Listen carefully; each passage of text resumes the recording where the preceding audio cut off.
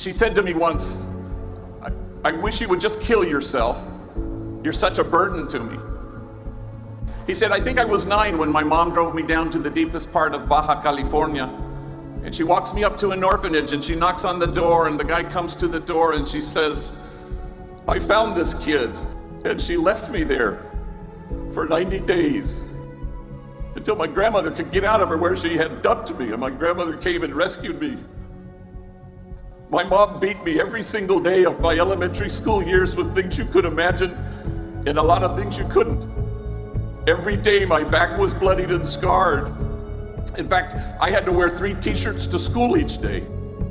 First t-shirt because the blood would seep through, and second t-shirt you could still see it. Finally, the third t-shirt you couldn't see any blood. Kids at school, they'd make fun of me. Hey fool, it's 100 degrees. Why are you wearing 3 t-shirts? And then he stopped speaking, so overwhelmed with emotion. And he seemed to be staring at a piece of his story that only he could see. When he could regain his speech, he said through his tears, I wore 3 t-shirts well into my adult years because I was ashamed of my wounds. I didn't want anybody to see them. But now I welcome my wounds.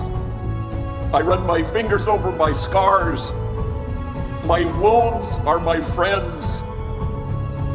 After all, how can I help heal the wounded if I don't welcome my own wounds? And awe came upon everyone.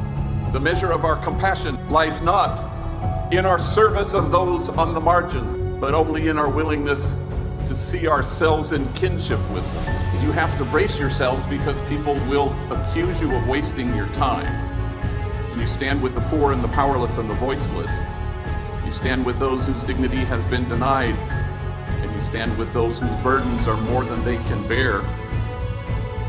And you will go from here and have this exquisite privilege once in a while to be able to stand with the easily despised and the readily left out, with the demonized, so that the demonizing will stop. The gentle, kind soul, he's proof that only the soul that ventilates the world with tenderness has any chance of changing the world.